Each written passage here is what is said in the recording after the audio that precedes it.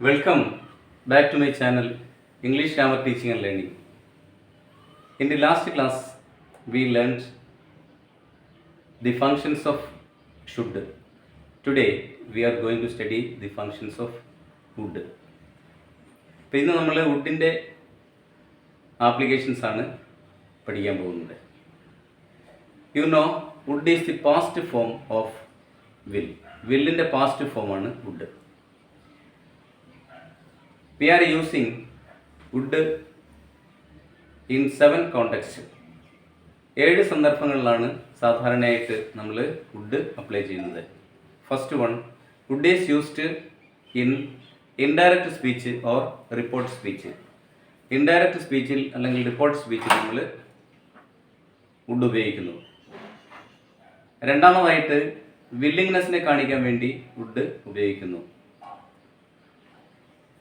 പിന്നീട് വുഡിൻ്റെ സ്ഥാനത്ത് നമ്മൾ വുഡ് ലൈക്ക് അപ്ലൈ ചെയ്യുന്നുണ്ട്. വുഡിൻ്റെ സ്ഥാനത്ത് വുഡ് ലൈക്ക് ഒരു കസ്റ്റമറി ആക്ഷനെ കാണിക്കാൻ വേണ്ടി വുഡ് അപ്ലൈ ചെയ്യുന്നു. Customary action. Then would rather ഒരു കമ്പാരിസന് വേണ്ടി വുഡ് റാദർ എന്ന പ്രയോഗത്തിൽ ഉപയോഗിക്കുന്നുണ്ട്. കൂടാതെ പൊളൈറ്റ് റിക്വസ്റ്റ് അതിനെ സൂചിപ്പിക്കാൻ വേണ്ടി വുഡ് ഉപയോഗിക്കുന്നു. കണ്ടീഷൻ ക്ലാസ്സിൽ വുഡ് ഉപയോഗിക്കുന്നു. These are the 7 contexts we are using would. Would ഉപയോഗിക്കുന്ന 7 സന്ദർഭങ്ങളാണ്. ഒന്നാമത്തത്, വുഡ് ഉപയോഗിക്കുന്നത് ഇൻഡയറക്റ്റ് സ്പീച്ചിൽ, റിപ്പോർട്ട് സ്പീച്ചിൽ ഉപയോഗിക്കുന്നു. വില്ലിങ്നെസ്സിനെ കാണിക്കാൻ വേണ്ടി വുഡ് ഉപയോഗിക്കുന്നു. ഒരു കസ്റ്റമറി ആക്ഷൻ അല്ലെങ്കിൽ നിരന്തരം ചെയ്തു വരുന്ന ഒരു സംഭവത്തെ സൂചിപ്പിക്കാൻ വേണ്ടി വുഡ് അതിൻ്റെ സ്ഥാനത്ത് തന്നെ വുഡ് ലൈക്ക് നമ്മുടെ ഒരു ആഗ്രഹം, ഒരു വിഷ്, ഇതൊക്കെ അറിയിക്കാൻ വേണ്ടി വുഡ് ഉപയോഗിക്കുന്നു. നെക്സ്റ്റ്, വുഡ് റാദർ ഒരു കമ്പാരിസന് വേണ്ടി 2 കാര്യങ്ങളെ തമ്മിൽ ബന്ധിപ്പിക്കുമ്പോൾ you would rather go in a taxi than in a bus. അപ്പോൾ അവിടെ ഒരു കമ്പാരിസനാണ് നമ്മൾ ഉദ്ദേശിക്കുന്നത്. പിന്നെ polite request, would you please post this letter എന്ന് ചോദിക്കുമ്പോൾ would you please post this letter, അവിടെ ഒരു പൊളൈറ്റ് റിക്വസ്റ്റ് ആയിട്ടാണ്. പിന്നീട് ഉപയോഗിക്കുന്നത് കണ്ടീഷൻ ക്ലാസ്സിൽ നമ്മൾ ഉപയോഗിക്കുന്നു 2 സ്ഥലത്തെ. ഒന്ന്, first part condition class past simple ആണ് തന്നിരിക്കുന്നതെങ്കിൽ നമ്മൾ അതിൻ്റെ സക്സീഡിങ് ക്ലാസ്സിൽ വുഡ് അപ്ലൈ ചെയ്യുന്നു. ഇനി പാസ്റ്റ് പെർഫെക്റ്റിലാണ് തന്നിരിക്കുന്നതെങ്കിൽ വുഡ് ഹാവ് അല്ലെങ്കിൽ ഷുഡ് ഹാവ് അപ്ലൈ ചെയ്യുന്നു. So let us study 1 by 1. Look at the blackboard. Wood is used in the following context: in indirect speech, then to show willingness, third one customary action, fourth one would like, then fifth would rather, sixth polite request, then condition clauses. ഇനി അതിൻ്റെ ഉദാഹരണത്തിലൂടെ നമുക്ക് എന്തൊക്കെയാണെന്ന് മനസ്സിലാക്കാം. First, indirect speech. The manager sets the office will be closed on Friday. Manager പറഞ്ഞു, എന്താ പറഞ്ഞത്? The office will be closed on Friday. വെള്ളിയാഴ്ച ഓഫീസ് അടച്ചിടും. അപ്പോൾ നമ്മളത് റിപ്പോർട്ട് ചെയ്യുമ്പോൾ ദി മാനേജർ സെഡ് ദാറ്റ്, ഇവിടെ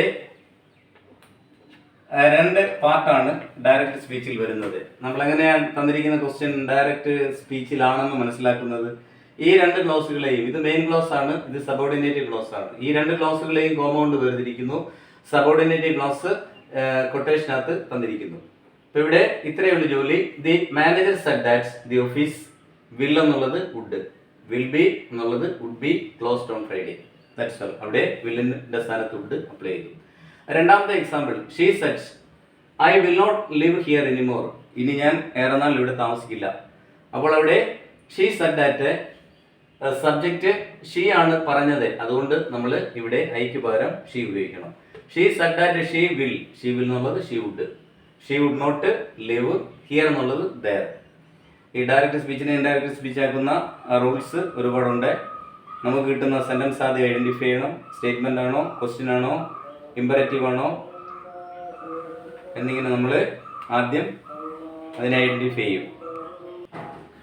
അപ്പോൾ ഡയറക്റ്റ് സ്പീച്ചിനെ ഇൻഡയറക്റ്റ് സ്പീച്ച് ആക്കുന്ന റൂൾസ് ഒരുപാടുണ്ട്. അത് നമ്മൾ സെപ്പറേറ്റ് പഠിക്കും. യെസ്, ഇവിടെ ഇതാണ് ആൻസർ. അപ്പോൾ ഫസ്റ്റ് കേസ് ഡയറക്റ്റ് സ്പീച്ചിനെ ഇൻഡയറക്റ്റ് സ്പീച്ച് ആക്കുന്നു, അല്ലെങ്കിൽ പാസ്റ്റ് ഫോം വുഡ്, വില്ലിന്റെ പാസ്റ്റ് ഫോം അവിടെ വുഡ് ഉപയോഗിക്കുന്നു. അതാണ് ഒന്നാമത്തെ സന്ദർഭം. രണ്ടാമത്തെ സന്ദർഭം വില്ലിങ്നെസ് അല്ലെങ്കിൽ ഒരു സമ്മതിക്കുന്നു. The doctor said he would visit the patient. Doctor പറഞ്ഞു ഞാൻ രോഗിയെ സന്ദർശിക്കും. അപ്പോൾ അവിടെ ഒരു ഉറപ്പ് കിട്ടുന്നു. അതാണ് ഡോക്ടർ പറഞ്ഞു, അതുകൊണ്ട് അദ്ദേഹം വരും. അതാണ് വില്ലിങ്നെസ്, അദ്ദേഹത്തിന്റെ വില്ലിങ്നെസ് അറിയിക്കുന്നു. He would visit the patient. അടുത്ത ഒരു example, she would have her own way. അവൾക്ക് അവളുടേതായിട്ടൊരു വഴി ഉണ്ടായിരിക്കും. അപ്പോൾ ഇവിടെ she would have her own way. അതാണ് രണ്ടാമത്തെ കോണ്ടസ്റ്റ്, വില്ലിങ്നെസ്. മൂന്നാമത് ഒരു കസ്റ്റമറി ആക്ഷനെ അല്ലെങ്കിൽ ദിനംപ്രതി നടക്കുന്ന ഒരു കാര്യത്തെ സൂചിപ്പിക്കാൻ വേണ്ടിയും വുഡ് ഉപയോഗിക്കുന്നു. After dinner the students would visit in the common room and chat for a while. അവര് ഡിന്നറിന് ശേഷം വിദ്യാർത്ഥികൾ കോമൺ ആയിട്ടുള്ള മുറിയിൽ പോയിരുന്ന് കുറെ അല്പസമയം എന്ത് ചെയ്യുന്നു, ചാറ്റ് ചെയ്യുന്നു അല്ലെങ്കിൽ സംസാരിക്കുന്നു. After dinner the students would visit in the common room and chat for a while. Then the sparrows would come and pick up bread from my hand. കുരുവികൾ വന്നിട്ട് എൻ്റെ കയ്യിൽ നിന്ന് ബ്രെഡ് കൊത്തിയെടുക്കാറുണ്ട്. അപ്പോൾ അത് ഒരു കസ്റ്റമറി ആക്ഷനെയാണ് സൂചിപ്പിക്കുന്നത്. Next, then the next context, I would know what my duty is. would like, വുഡിന് പകരം നമുക്ക് വുഡ് ലൈക്ക് ഉപയോഗിക്കാം. I would know what my duty is. ഞാൻ അറിയാൻ ആഗ്രഹിക്കുന്നു, എൻ്റെ ജോലി എന്താണെന്ന് അറിയാൻ ഞാൻ ആഗ്രഹിക്കുന്നു. എനിക്ക് നൽകിയിട്ടുള്ള ജോലി എന്താണെന്ന് അറിയാൻ. അല്ലെങ്കിൽ I would like to know what my duty is. I would like to speak some words. ഇങ്ങനെയൊക്കെ I would like to start my class. അപ്പോൾ അവിടെ ഒരു റിക്വസ്റ്റ് രൂപമാണ്. ഇവിടെ അത് നമ്മൾ റിക്വസ്റ്റ് ആയിട്ട് പറയാണ്, I would like to know my duty is. What my duty is, എൻ്റെ ഡ്യൂട്ടി എന്താണ് എന്ന് പറഞ്ഞാലും അതാ. അല്ലെങ്കിൽ നമുക്ക് അങ്ങനെ പറയാം, I would like to know what my duty is. അപ്പോൾ അവിടെ വുഡ് ലൈക്ക് ഒരു റിക്വസ്റ്റ്, ആഗ്രഹം നമ്മളുടേത് അറിയിക്കുന്നു. എങ്ങനെ, ഒരു അല്പം polite മാനറിൽ. Then behave towards others as you would like them to behave towards you. നിങ്ങളോട് എങ്ങനെയാണോ ഒരാൾ പെരുമാറുന്നത് അതേപോലെ അയാളോട് പെരുമാറാൻ ആഗ്രഹിക്കുന്നു. അതാണ് behave towards others as you would like them to behave towards you. നിങ്ങളോട് ഒരാൾ എങ്ങനെ പെരുമാറുന്നുവോ അതുപോലെ തന്നെ പെരുമാറാൻ, നല്ല രീതിയിൽ പെരുമാറിയാൽ നമ്മൾ അങ്ങോട്ട് അതേ രീതിയിൽ പെരുമാറുന്നു. അതാണ് ആ ബിഹേവിയറിനനുസരിച്ച് നമ്മൾ സഹകരിക്കുന്നു. ദെൻ അടുത്തത് ഒരു പ്രിഫറൻസിന് വേണ്ടി നമ്മൾ വുഡ് പ്ലസ് റാദർ ദാൻ എന്നാണ് പ്രയോഗം. നോക്കാം. She would rather die than marry him. She would rather die than marry him. അവനെ കല്യാണം കഴിക്കുന്നതിനേക്കാൾ നല്ലത് മരിക്കുന്നതായിരിക്കും. അപ്പോൾ അവിടെ ഏതൊക്കെ താരതമ്യം ചെയ്യുന്നു? ഒന്ന് കല്യാണം കഴിക്കുക, മറ്റൊന്ന് മരിക്കുക.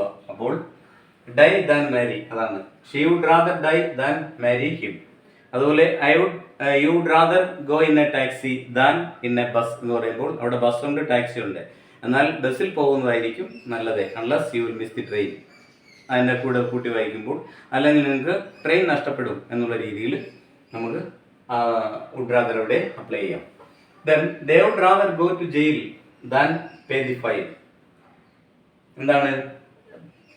ഫൈൻ നൽകുന്നതിനേക്കാൾ നല്ലത് ജയിലിലേക്ക് പോകുന്നതായിരിക്കും നല്ലത്. They would rather go in jail than pay the fine. Next one, would you like a cup of coffee.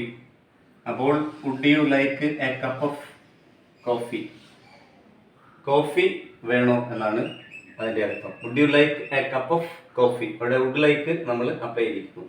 ഇത് വില്ല ഉപയോഗിക്കുന്നതിൽ will you have a cup of coffee അങ്ങനെയും ചോദിക്കാം.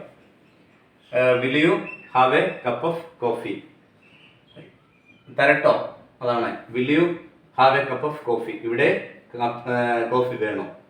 Then would you mind lending me your pen. ഇവിടെ ഇതിനകത്ത് would you mind എന്നുള്ള ഒരു പ്രയോഗം ഇംഗ്ലീഷിലുണ്ട്. വുഡ് യു മൈൻഡ് വന്നാൽ ശ്രദ്ധിക്കേണ്ട മറ്റൊരു കാര്യം, അതിനുശേഷം വരുന്ന വെർബിന്റെ ING ഫോമോ ജെറണ്ട് ഫോം അല്ലെങ്കിൽ പ്രസന്റ് പാർട്ടിസിപ്പിൾ ഫോം വേണം അപ്ലൈ ചെയ്യാൻ എന്നൊരു റൂളുണ്ട്. Would you mind lending me your pen? നിങ്ങളുടെ പേന ഫോർ എ മിനിറ്റ്, ഒരു നിമിഷ നേരത്തേക്ക് ഇങ്ങോട്ട് നൽകുമോ? വുഡ് യു മൈൻഡ്, അതിനുള്ള മനസ്ഥിതി അല്ലെങ്കിൽ തരുമോ എന്നാണ് ചോദിക്കുന്നത്. Would you please call me a taxi? അവിടെ വുഡ് യു പ്ലീസ് കുറച്ചുകൂടി പൊളൈറ്റ് ആണ്, പൊളൈറ്റ് റിക്വസ്റ്റ് ആണ്. ഇത് റിക്വസ്റ്റ് ആണെങ്കിൽ അടുത്തത് പൊളൈറ്റ് റിക്വസ്റ്റ് ആണ്. Would you please call me a taxi? എനിക്ക് ഒരു ടാക്സി വിളിച്ചു തരുമോ? ദയവായി എനിക്ക് ഒരു ടാക്സി വിളിച്ചു തരുമോ? ഇതാണ് അടുത്ത context. Then if I were a king I would make you my queen. ഞാൻ ഒരു രാജാവായിരുന്നുവെങ്കിൽ ഞാൻ നിന്നെ രാജ്ഞിയാക്കിയേനെ. ഞാൻ രാജാവാണോ? കണ്ടീഷൻ ക്ലാസ് നമുക്കറിയാമല്ലോ. there are 3 condition classes: likely condition, unlikely condition and imaginary condition. Likely condition is possible, then unlikely condition is impossible, then third one imaginary, that we can imagine only. അപ്പോൾ ഇവിടെ if I were a king I would make you my queen. നിന്നെ ഞാൻ ഒരു രാജ്ഞിയാക്കിയേനെ, ഞാനൊരു രാജാവായിരുന്നെങ്കിൽ എന്ന് പറയുമ്പോൾ ഞാൻ രാജാവാകാനുള്ള സാധ്യത ഒട്ടുമില്ല, നീ രാജ്ഞിയാവത്തുമില്ല. അപ്പോൾ നടക്കാത്ത കാര്യമാണത്. If I were a king I would make you my queen. If you studied well you would pass in the examination.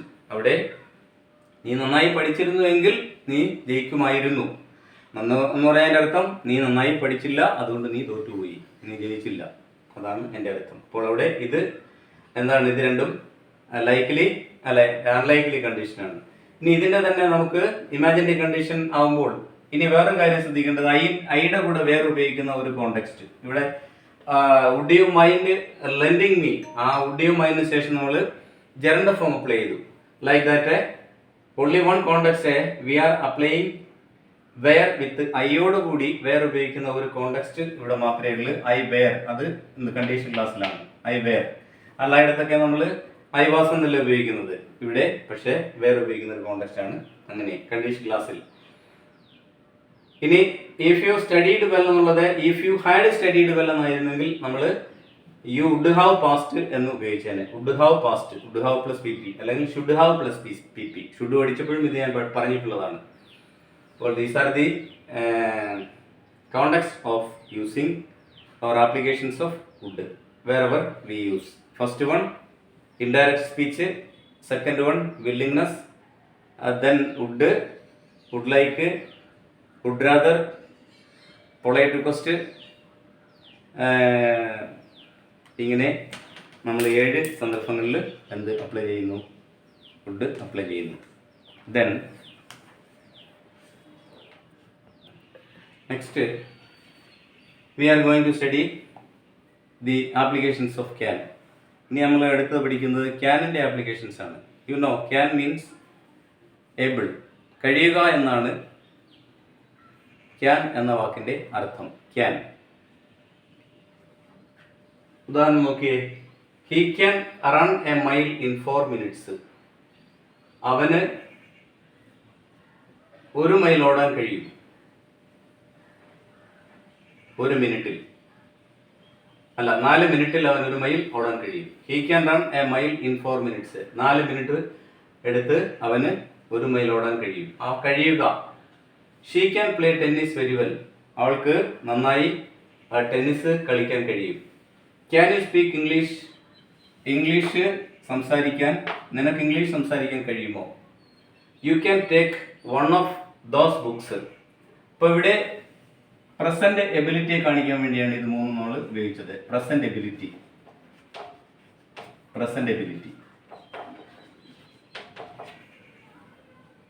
നോക്കിയേ, he can run a mile in 4 minutes.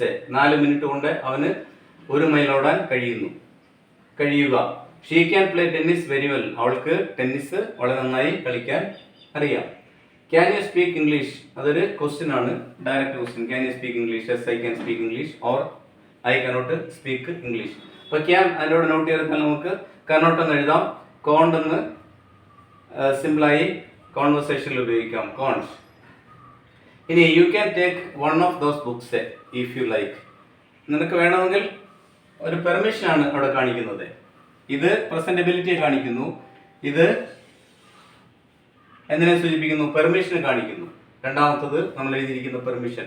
U can take one of those books if you like. വേണമെങ്കിൽ ഒരു book എടുക്കാം. അപ്പോൾ അവിടെ അതിനൊരു permission കൊടുക്കുകയാണ്.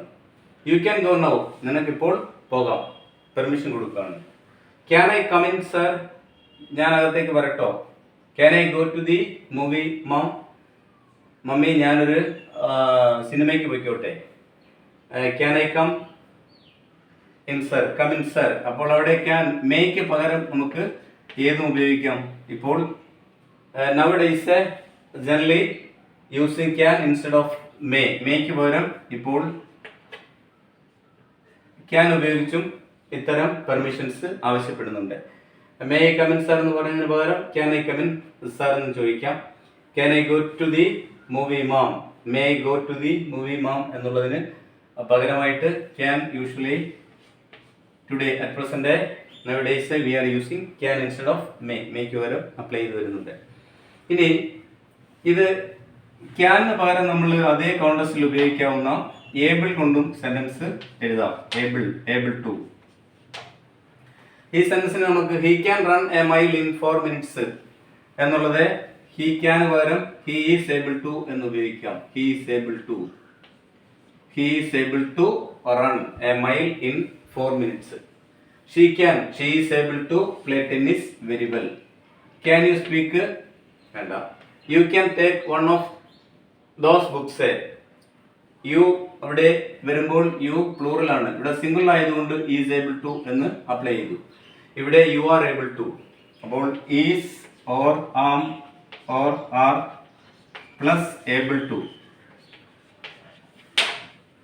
ഒരേ meaning കിട്ടുന്നു.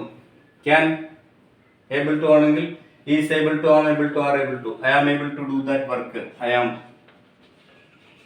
Able to do that work. അപ്പൊ അവിടെ I am able to do that work. Able to. അപ്പൊ ഐയുടെ കൂടെ നമ്മൾ ആം ഏബിൾ ടു എന്ന് ഉപയോഗിച്ചു. സിംഗിളിന്റെ കൂടെ ഈസ് ഏബിൾ ടു ഉപയോഗിച്ചു. പ്ലൂറിന്റെ കൂടെ ആർ ഏബിൾ ടു. അപ്പോൾ I am able to, we are able to, you are able to, he is able to, she is able to, Ramu is able to, they are able to, it is able to. ഇങ്ങനെ നമുക്ക് ക്യാനിന്റെ അതേ മീനിങ്ങിൽ able to ഉപയോഗിച്ചും sentence ആക്കാം. കനോട്ടിന് പകരം is not able to, am not able to, are not able to ഉപയോഗിച്ച് സെന്റൻസ് എഴുതാൻ പറ്റും. Okay, these are the functions majorly concerned with ability, present ability and permission. Okay, I hope that you understood today's class. We have studied today would and can. In the next class we will study could and so on. Okay, thank you so much. Please subscribe, share and support me.